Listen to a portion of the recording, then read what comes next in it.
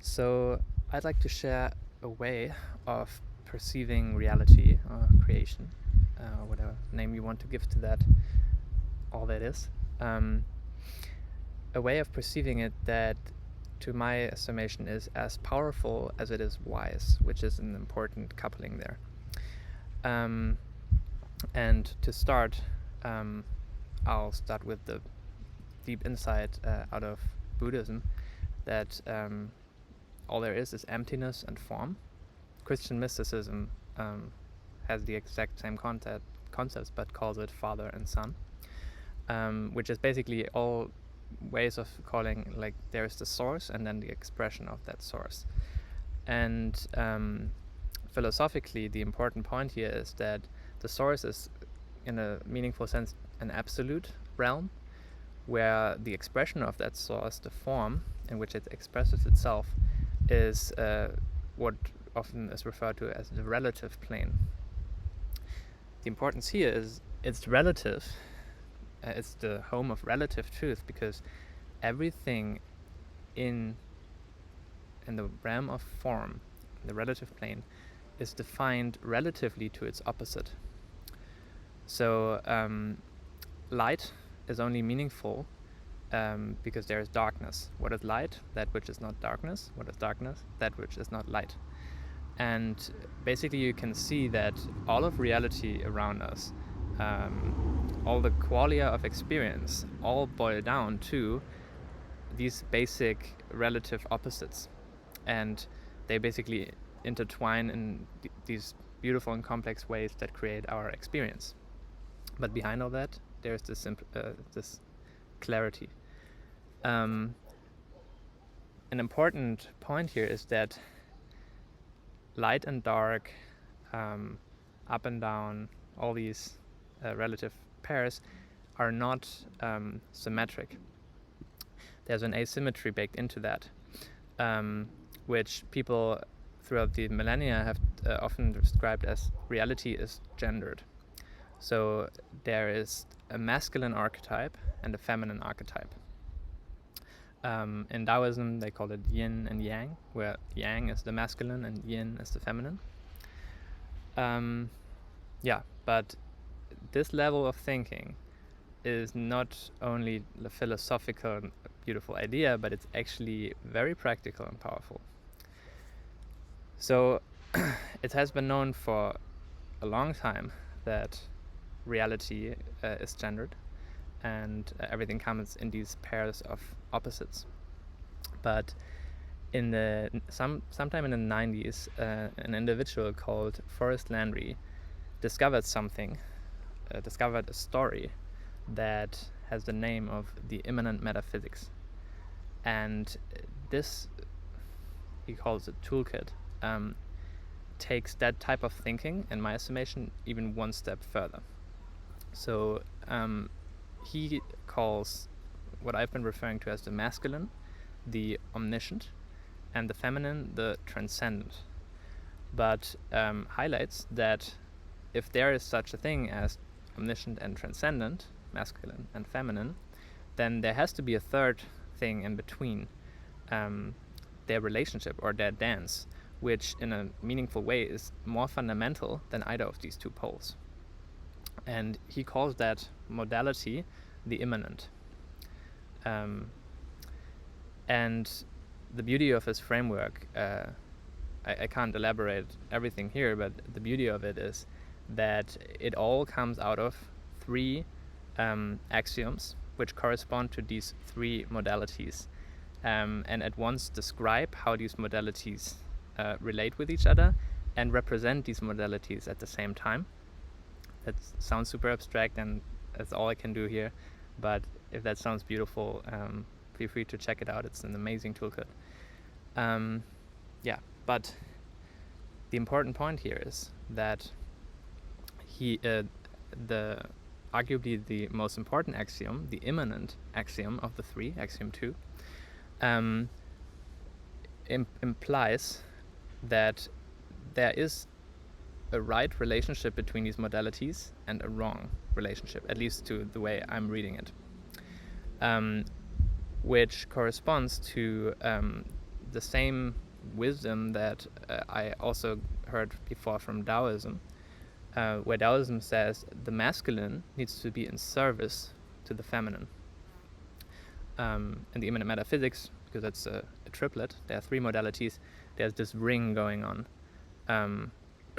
where, with an example it's probably easier, one of the trinities that Forrest identified is that of man, machine, and nature.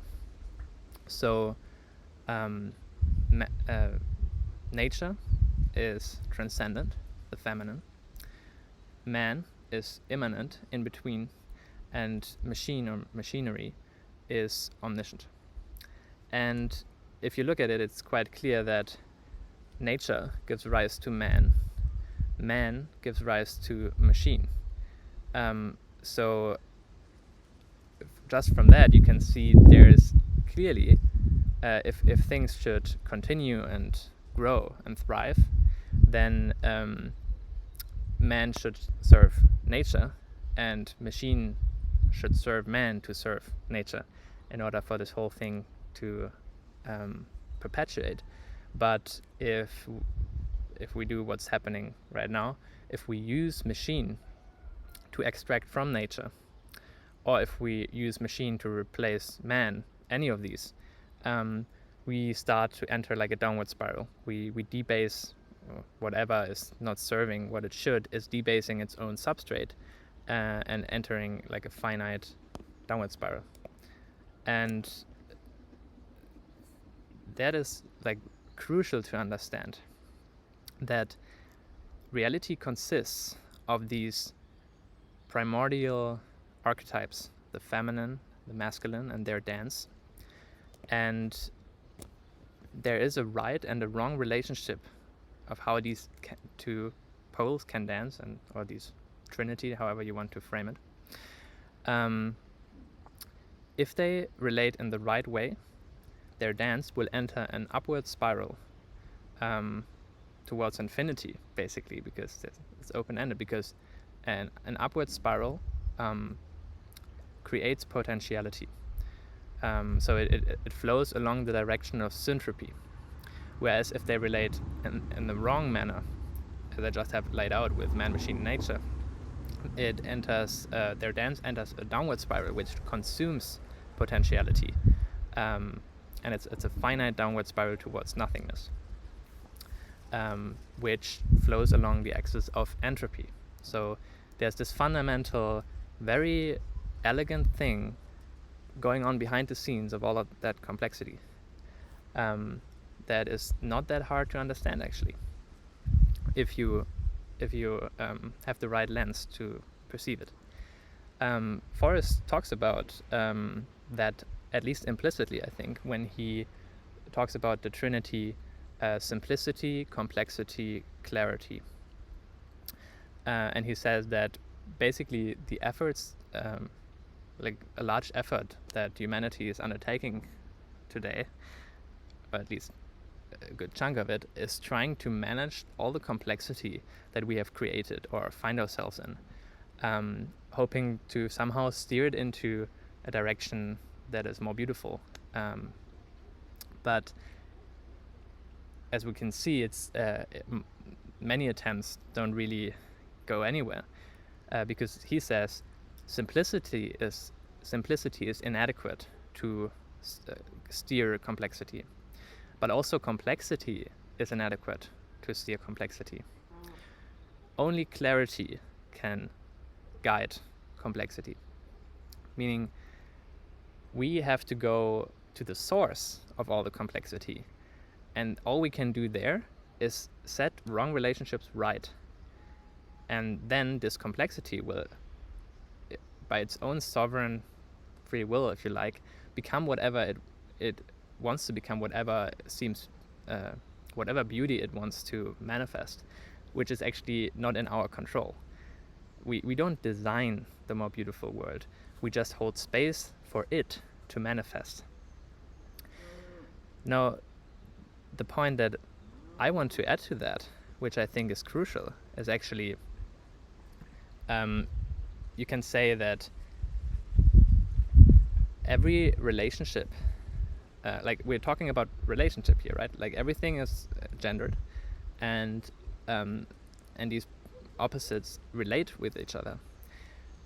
But what mediates any relationship, in my book, is story. And feel free to find your own word that fits that profound and fundamental niche.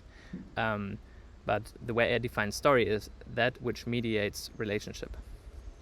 So we can see that every time the masculine is abusing the feminine and thus debasing its own substrate, there has to be a story that mediates that toxic, parasitic relationship.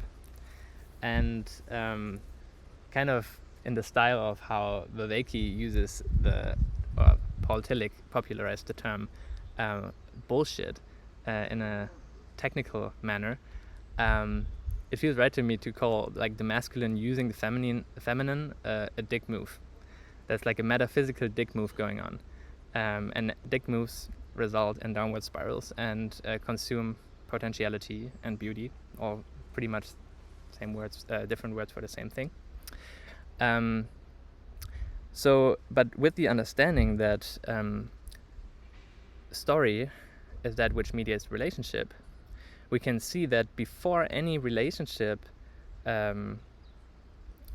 before we encounter any relationship, there is this primordial relationship that we have to story. And again, if we look at our relationship to story, you can see that man takes in the masculine part, whereas story is the feminine, or like in forest language is the omniscient part is played by man, and the transcendent part is played by story. So if we mess up that relationship, which is prior to all other relationships, we can argue that we are like committing the primordial dick move, which inevitably will trickle down to all relationships, basically poison the whole fabric of reality slowly but surely, and we will be in a world of hurt. And the inverse of that is actually if we serve story, which is how I define liminality, or liminal mind is that which serves story before all else. We could argue that we can call that something like the primordial miracle. Just as there's this one wrong move which starts this cascade of suffering, the primordial dick move, us using story, domesticated mind, is how I refer to it. There's this elegance also is very hopeful, because in order to create a more beautiful world, there's so little we need to do actually. We just need to serve story. And that will kind of open up or reveal, in my book at least, and I invite you to kind of open your heart towards that possibility, that the universe is on our side. And stories can be thought of like its allies it sends to us, to be our allies actually, to reveal that reality, that the universe, the fabric of the universe is, or like the primary quality of the universe is syntropy, not entropy. Entropy is that which happens when there is a dick move present. But before that happens, there is just syntropy, and then we can mess that up. Yeah. So I think that is pretty much enough, or that's pretty much the whole story. Yeah, I'm curious if that was somewhat understandable and helpful, and yeah, I hope you can take something away from this. And yeah, and I encourage you to try out how it feels like to perceive reality on that level, and inform your actions, your choices from that level.